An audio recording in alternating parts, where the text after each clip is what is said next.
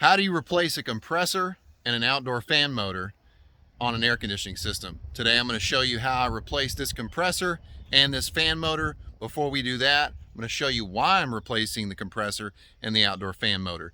You're watching HVAC Tips for Technicians. I'm Tad. Let's get started. So now we're going to start the unit up. I'm going to check the inrush current. I'm going to check the voltage and show you why we're replacing the compressor. Go ahead and turn the breaker on. So it looks like the compressor is not pulling any amps whatsoever. We just checked the inrush current. Now we're going to check the current, and it looks like no current is being pulled by that compressor. We got 240 volts coming in, and of course you want to make sure that you've got voltage going out. So we're going to check the voltage going out to our motor and our compressor. 239 volts going out, 242 volts, 243 volts going in. So I'm definitely replacing this contactor. Already checked the capacitor. Capacitor is good, and our compressor's not starting. So the compressor is bad. Now we're going to replace the motor as well, and I'm going to show you why, other than the fact that if you heard the startup, you could hear that motor kind of whining when it started up. So you can go back, check out the beginning where we flipped the breaker on. You could hear that whining sound. Now I'm going to show you why. I know that motor's bad, that outdoor motor. So let's take and turn the breaker off and take and pull these 4 5/16 screws off, and then we're going to flip that motor upside down and check the shaft. Now this unit used to have, someone put a hard start kit on, but used to have this PTC here. This is a positive temperature coefficient, and the way this was wired is there was a wire coming from the load side of the contactor from this terminal here, and it was going into this PTC on one side, and the other side had a wire going out, and it was going to the HERM terminal. And what this does is, as the temperature increases, the current increases for the compressor starting, so does the resistance. And this little device will drop out the start winding, just like this, the potential relay inside this hard start kit will. So somebody took that out and then installed this hard start kit. Now let me show you the diagram, and I'll show you where that PTC is. See the compressor right here? You can see this little field wiring right here. And this is the PTCR, positive temperature coefficient relay. Pretty sure that's what that R stands for. So compressor starts up, this drops out the start winding. All right, let's check out this motor. It's hard to see, but you can see the oil coming out of the motor. And then if you wiggle this side to side, there is slack. Okay, not up and down, but side to side there's slack. So the outdoor motor's bad. Now we have a new compressor, but what you want to do is you want to make sure that you take, if you do think you have a bad compressor, you need to make sure it's not hot, not in an overload. You need to also take the little harness loose, so you can take a look at the wires that connect to the terminals. Make sure they're connected properly. Then you want to measure the windings of the compressor, which we're going to do that. So here's our new compressor, and it's different. And they didn't send any piping, so we're going to have to make up the piping we need with either couplings, 90s, or a tubing bender that I've got. And you can see the connections are 3/4 for the suction line, and then 1/2 inch for that discharge. And I can tell you right now, this is definitely going to be a different configuration for the copper. But I'm going to walk you through how we do that. I've got a filter dryer, because you always have to replace your filter dryer when you're opening up the refrigeration system. And then I've got my 3/4 and my 1/2 inch copper. We're also going to clean the unit before we leave. So vacuum pump, nitrogen, and I'm using a turbo torch today. I don't normally use a turbo torch, but it's only, well, I thought it was only going to be 2 connections, but we have a different compressor. I thought I'd use a turbo torch today. So if you don't know anything about brazing, check out my playlist, HVAC Tips for Technicians. I've got a video on how to braze. I'll put it down below, okay? we cut the suction pipe and the discharge pipe connections for the compressor, so all I have to do is get my 1/2-inch socket to remove the feet. You can tell this motor has been replaced because somebody wire nutted the wires right here. Whenever they replace it, they just cut that and wire nutted it. So I'm going to show you how to remove this blade right now from the shaft of the motor. So first things first, sand the shaft, remove the rust, loosen the set screw,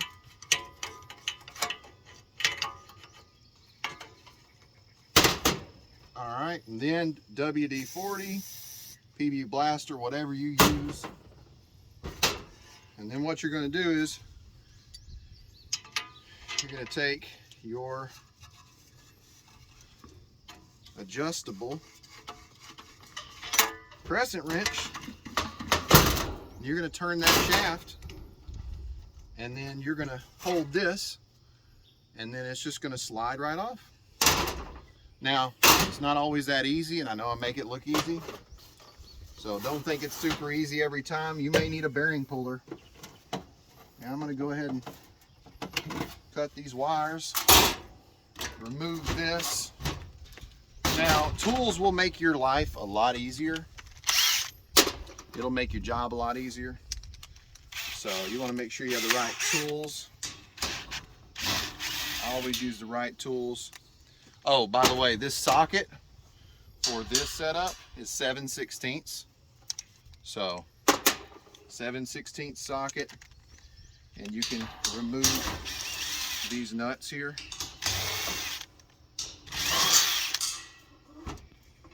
See? And then motor's out of the way. Perfect. Now what we're going to do is take a look here. We've got our adapter for our 1/2-inch socket, because that's what holds our compressor feet in. Take a look. It's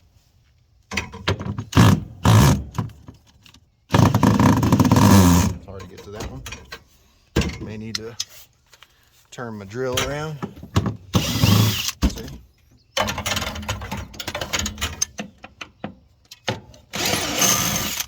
And that's so much easier than getting down here and using a ratchet. Look at that. In no time. Now, we've got a new harness, so I don't need these wires, because we're gonna change the compressor and get a new harness. But you need to make sure that when you order a compressor, if you need a new harness, wiring, that you order that. And you may get a whole new compressor with a whole new a different type of harness. See, this compressor, we got these 3 wires, which I'm going to show you. Hold on. We're going to put these compressors side by side. I'll show you the difference. Now I'm going to show you how to measure the windings of the compressor. We're going to measure both the windings. This is our new harness, right, for our new compressor. This is our Copeland scroll compressor, and this is our old Bristol. I don't like Bristol compressors. Look at this. This is like an old crankcase heater that was cut out. I don't even know why that's there. If you can explain that, somebody in the comments, let me know what that's about. I don't understand that. This is not even a heat pump. Why do I have that? I don't know. But you can see, look at these rusted, nasty looking terminals on this old compressor. All right, let's go ahead and take a look. Now, you got 3 little terminals sticking out here, right? This one is our run, this one is our common, and this one is our start. So start, run, common. Okay, now what we're going to do is we're going to go from run to common. You can see the meter there. It says 1.2. Can you see that? 1.2. Now we're going to go from common to start. We went from common to run. Now we're going to go common to start. So 1.2, 1.8 or 9. And then from start to run, we should have our largest number. So 2.7. So it looks like all that adds up. Okay. Because 1.2, 1.7 or 1.8, 1.9, 1.2, 1.9, 1.2, 1.8 is about 3, and then from start to run we had about 3, so it's 2.8. Now let's move over here. Also, another check is you want to check from here to your ground, okay, which you could do the copper. Now this one's not installed, but I'm just giving you the theory here behind it. Now let's move over to this ugly looking joker. All right, now we're going to go from this terminal to this terminal. 22. Well, that's just perfect, isn't it? This terminal, 4.8, 7 point. I don't even know what's going on here. Now let's go to ground. Oh, it's reading to ground. So this compressor is shorted to ground then. Yeah, readings are all over the place. You can definitely tell this is a bad compressor. That's why we're replacing it. So one more thing we need to do before I actually start installing this compressor. I'm going to go down in here and I'm going to replace this filter dryer. So we're going to get that filter dryer ready to be brazed, and I've got this panel off right here so that I've got more space. Okay, all right. Oh, by the way, here's my little rubber feet. Need to put those in, and it's pretty easy to do that. Okay, I'm going to put in. Oh, looking out. All right, let's continue. One thing that the distributor likes for you to do, not all distributors, what they want you to do is they want you to take the connections for the old compressor and they want you to seal them. So I'll take and use my channel locks to squish these connections. I may need a bigger pair for this one. Oh no, it's fine. So yeah, you squeeze those together and then you just take and braze those connections so they're sealed, and that's probably so they don't dump oil all over their vehicles. So something to throw in there. All right, got the old filter dryer cut out. Now we're going to replace it with a new filter dryer, and it's a single direction filter dryer. So can you figure out which way the refrigerant flows? Does it flow from the evaporator to the condenser, or from the condenser to the evaporator? It flows from the condenser right here to the evaporator. How do we know that? Because the condenser makes liquid, right? And the evaporator makes vapor. The vapor comes to the compressor, it gets compressed, and then it goes into the condenser. It desuperheats, condenses, subcools. It becomes a liquid again, and then it goes back to the evaporator. So we're going to install that new filter dryer. New filter dryer is installed, and I'm going to go ahead and braze it. That way I don't have to work around the piping and the compressor. So I'm going to use my turbo torch and go ahead and braze that filter dryer in. Got my turbo torch set up. It's much easier to use than the oxyacetylene, although I prefer the oxyacetylene. If you do not know how to braze, I've got a video on how to braze, and I will put that down in the link in the description so you can learn how.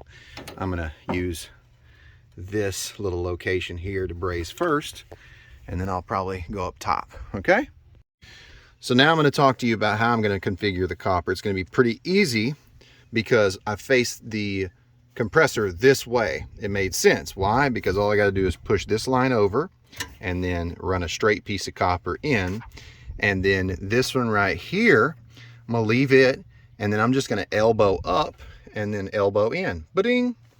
So super easy. By the way, brazed that dryer in and everything's working out. Got the new motor mounted. Okay, so what do we have left? Replace the contactor, braze this, use nitrogen, pressure test, and then vacuum. Oh, clean the coil as well. I got some coil cleaner, got a water hose, and yeah, that's it.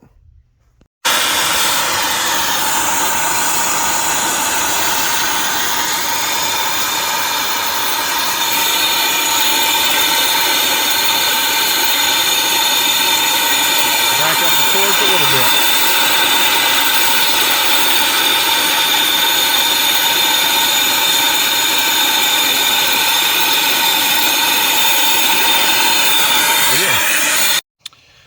So this is the piece of copper that I'm going to use. This is 3/4 to go inside of the suction connection for the compressor. And then this side, I've got to have a coupling. Or do I? I don't have to. Why? Because I have this spin tool. This is a swagging tool or swagging tool. So I got my swag with me. This right here is a 3/4. So what we're going to do is use the drill, and I'm going to swage this side of the copper. So let me show you that, and then I'll connect it. Now we're going to make our swage. Since it's a short piece of copper and heat travels, you want to make sure you have some type of glove, some type of channel locks. And what we're going to do, try to go as straight as possible. All right, so now I'm going to swage this side of the copper. Come on, buddy. 1, 2, 3, 4, 5. Look at that. There's my coupling. I tried holding this piece of copper, but I couldn't hold it. It just kept spinning, so I just decided I'll just make a new piece. And now I can cut it where I need to, right here. Just got to be careful. It gets really hot. All right. This is a 180-degree tubing bender that I got from VEVOR, and I'll post a link in the description, but that's how I made this piece right here. And this is what I'm going to use to connect the existing discharge line to the discharge connection of the compressor. But first, I'll have to make a swage because, of course, we need a coupling. So, but this will be perfect. Look at that. Pa-ting. So I'll show you this hooked up.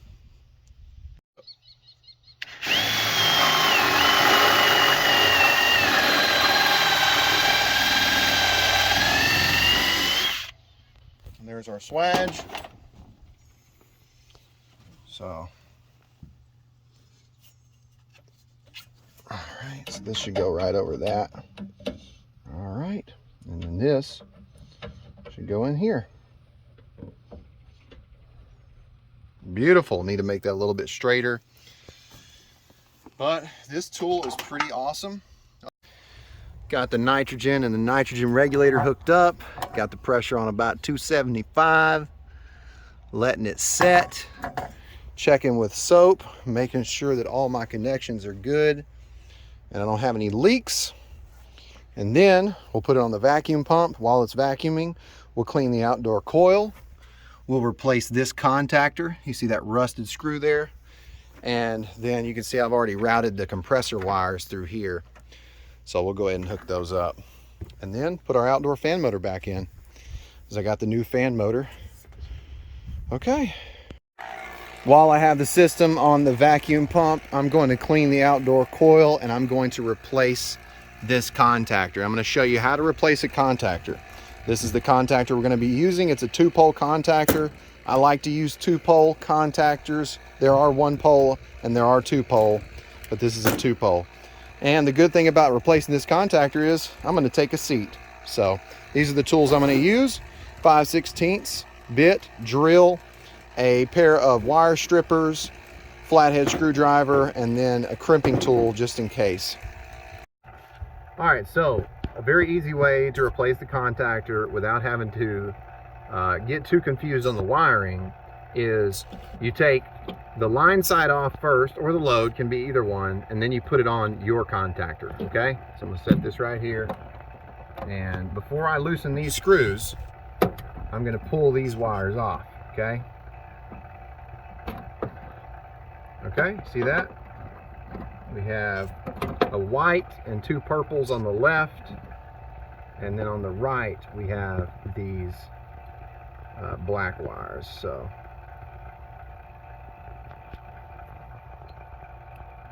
all right, got those hooked up. I'll just leave those hanging because I know the purples go on the left. And now I'll take this loose, and the reason that I did not unscrew these first is because these screws hold the spades, okay? So when you're trying to pull the wires, you're gonna be pulling this out, okay? So don't do that.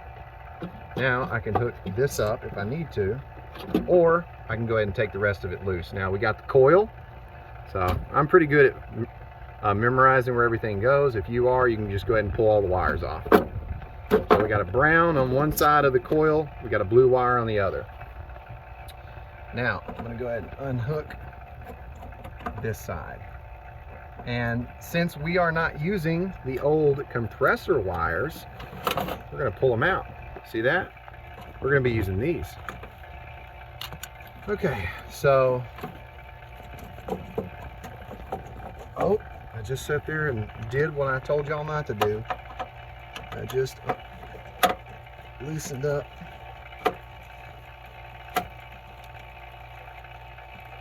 Okay, so now I'm going to get this contactor out of the way. And it's held in by two Phillips screws.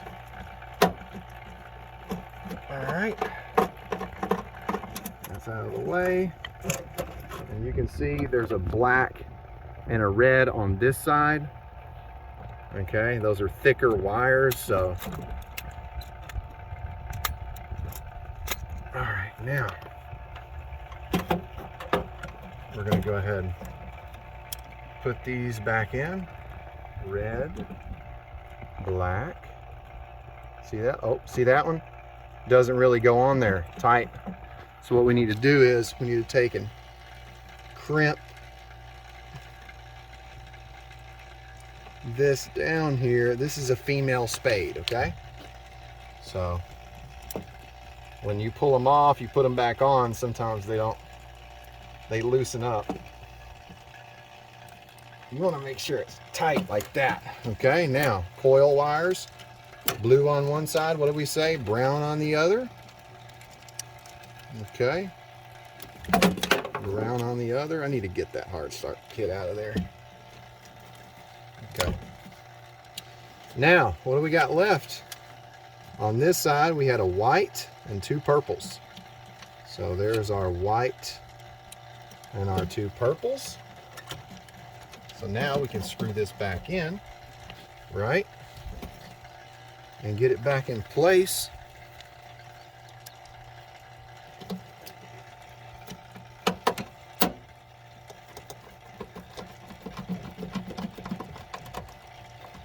I'll get that other screw in just a moment.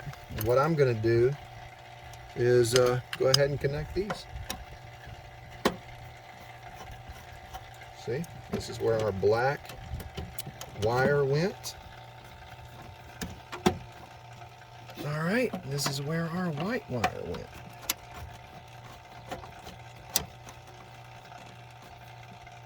Now, we're going to screw the other side in right here and then finish wiring. All right, get that other Phillips screw in there. Once that's secure, remember we took out those compressor wires. These are labeled common and run. So we just need to hook up our common to this side. Okay. And then our run to this side.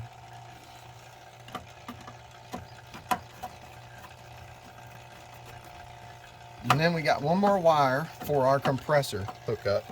And it's right here, and it's our start winding. Okay, this is our starting little wire. And what we're going to do now is we're going to take our wire that came from our compressor and went to the Herm terminal off, and you can see it had a spade connection. So what am I going to do now? I thought I laid a spade terminal. Oh, here it is. Okay, here's our spade terminal. Okay, and I'm going to take our little start winding wire, and I'm going to crimp a female spade connector. And then I'll slide this on. It's hard to see, but the Herm terminal. It's hard to even get my hand in there. I really need to take the capacitor loose, but you can see. Boop. Okay, everything's wired. We got a new contactor. We need to put this little grommet back in, pull these wires tight. That way they're not touching that discharge line. We do not want that. And then we're going to clean that coil, start it up, and then we'll do some checks. If you don't know how to wire up the compressor wires to the contactor, take a look at the diagram. You can see the C, that black wire, goes to the load side of the contactor, and there's 2 more black wires that connect to it. So then you've got your R, your run winding, which was a yellow wire, goes to the load side of the contactor, and there's a red wire that goes to it. Okay, so let's take a look. Always double check. Run should be a red wire. Common should be a black wire connected to the terminals. And that's how you verify it. So I'm very thankful that the coil's not super dirty, and hopefully the pressures won't be, you know, like high head pressure or anything, because we don't have any water pressure. We don't have any water pressure. I don't know if there's a well and we got to turn the power on to the pump, but there's no one home. There's not going to be anybody today to get here. Thankfully, the coil's not super dirty, like I said, but we're not going to be able to clean it. And I'm not even going to attempt it with no water pressure, because if you spray coil cleaner on this coil and leave it on there, then it's worse than if you know, you didn't clean it. So yeah. Okay, I'm going to put it back together. The pump's pretty much finished, and then we'll start it back up. Got the fan secured. Now I took out the wire nuts. We're going to run our fan wires back to where they're supposed to be hooked up, and I'm going to show you how to hook them up. Also, wire tie, I'll show you what we're doing here. Got the scales and the refrigerant ready. So this blue and brown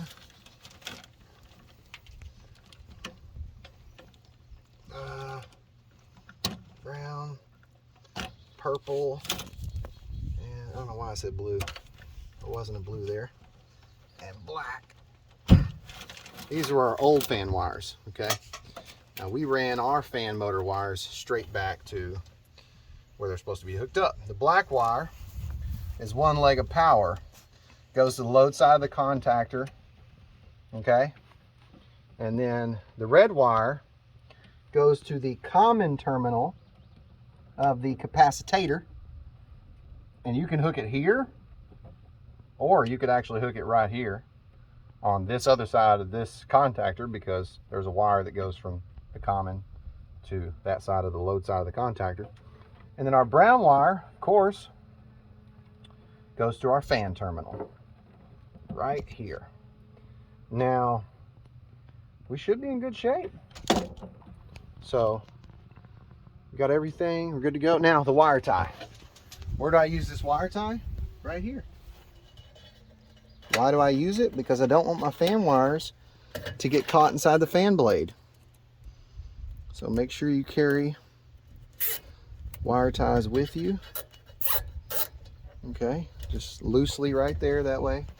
Of course, it can't go in our fan, and I'll cut that, and then we'll turn the breaker back on. But first, we got to figure out how much refrigerant this thing holds. It holds 4 pounds, 0 ounces. So it's a package unit, and we don't have to add any additional charge. It's factory charge and then go. So we're going to add 4 pounds. First thing we're going to do, bleed our line there, and then we're going to add through our discharge, 0 at the scales. All right.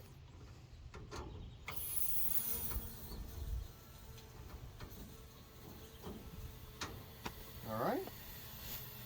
We'll wait till that says 4 pounds, and then we'll be good to go. Unit's back on, compressor's running. We got 3 pounds. We're going to go ahead and add the rest.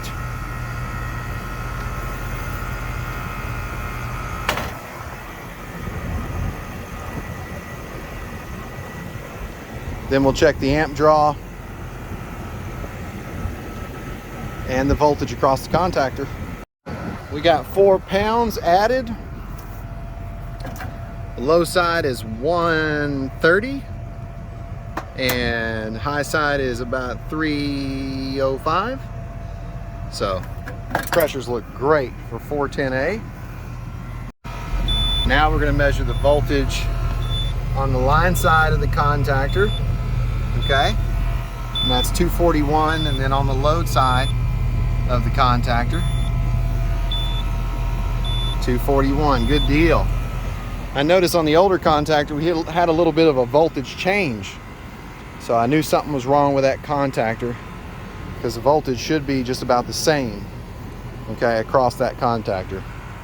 This thing is working great. Now I need to put this panel back in. We'll measure superheat and subcooling. If you don't know what superheat and subcooling is, and you want to learn how to charge an air conditioning system, especially a split system, and you want to learn how to use superheat and subcooling, I've got a few videos you should check out. They're on my playlist, HVAC Tips for Technicians, but I'll put a few down below so that you can learn. I hope you enjoyed today's video. I hope you learned something. Let me know if you did learn something, what it was, down in the comments. Leave your questions down there, because questions can lead to new content. If you don't have a question, let me know who you are and let me know where you're from. If you want access to all my members only videos like mini split sizing, equipment pricing, sales training, geothermal training, then click the join button, become a member. Let me know in the comments. I'll give you my email and I'll send you a bunch of guides. Thank you so much for watching. If you want more videos like this, go check out my playlist, HVAC Tips for Technicians. You've been watching HVAC Tips for Technicians. I'm Tad, and I'll keep you cool if you let me.